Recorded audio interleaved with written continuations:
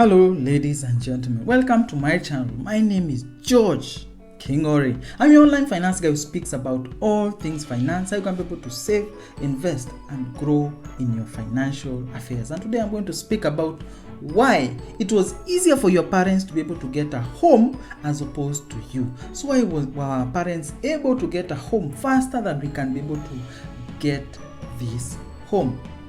And I'm going to look at the year 1995, and I'm going to use the example of Kenya, my country, to be able to illustrate this example. In the year 1995, when our parents were looking into owning a home or building a home, the median house costs, that is whether you are building or buying, the house cost of the median house or the average house was 1.4 million Kenya shillings. Yes, 1.4 million Kenya shillings or $14,000. So that was the cost of a house. But for us to be able to have an accurate comparison, we also need to compare the amount of money that our parents were making in 1995 averagely as a household, because I am assuming that the decision to build a home or personal home comes when somebody is having a family and children and wants to settle them. So let me use a household or a married couple with children as an example. So this couple in 1995 earned an average of 35,000 shillings combined income, father and mother. So their combined income was that.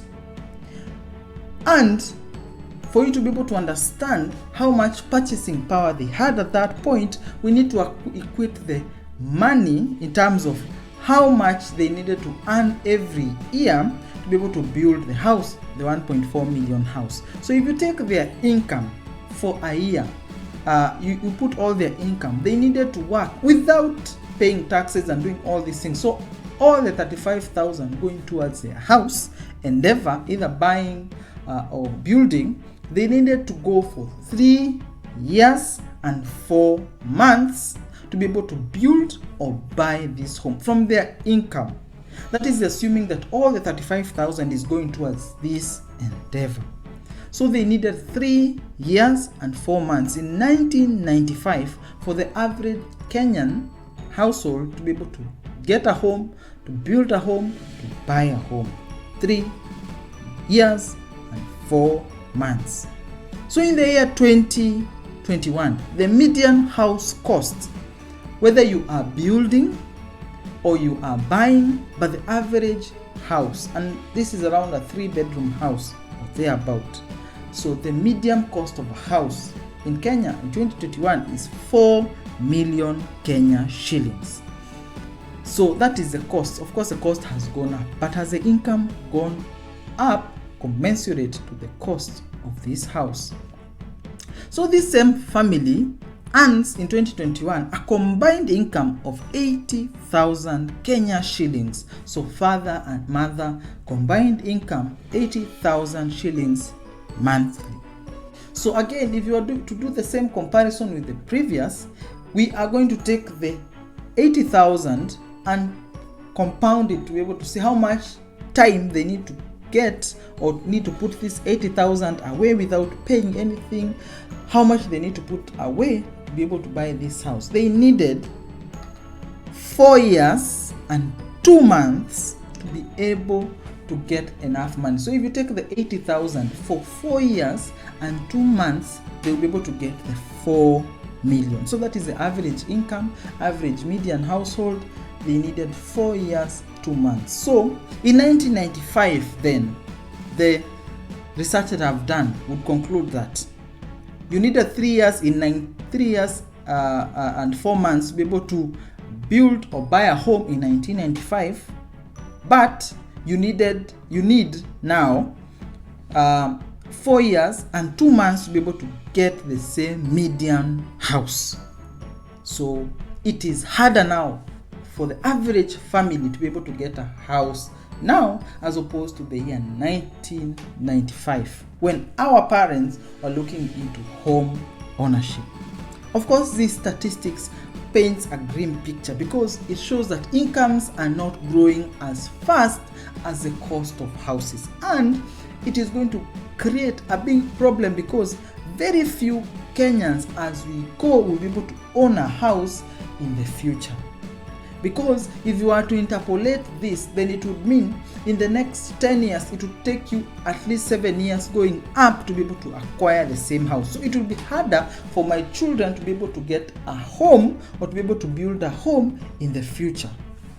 So those are things that we need to think about. Of course, how can we be able to address these issues as regards to house and home ownership? Of course, the first thing is that parents can be able to play a role into helping their children step up into the property ownership ladder. How can they be able to help them do this?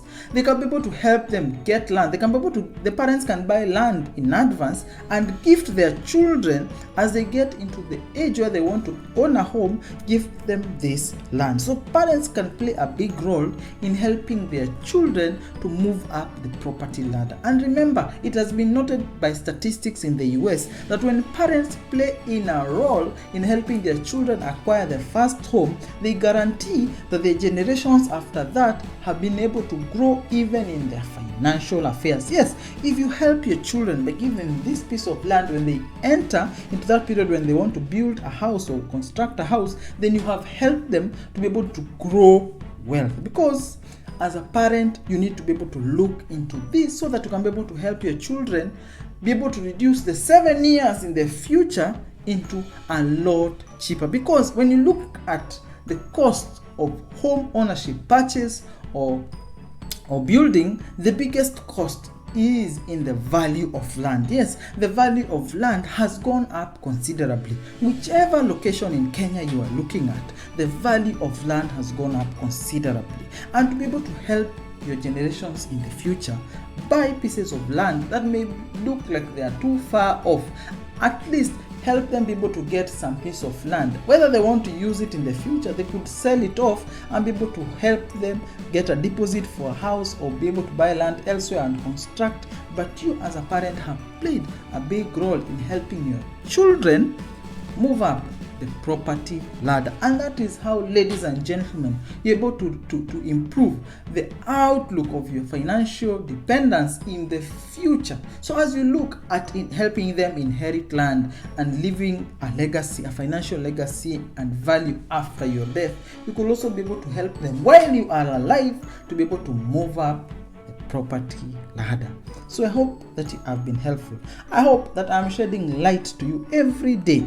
If you desire to be able to subscribe to the channel, the button is down here. If you feel that you want to leave a comment on the things that other people need to learn, then please leave a comment down below. And remember to like this video so that this video can be able to get to much more individuals. Thank you for your attention and your time. Enjoy your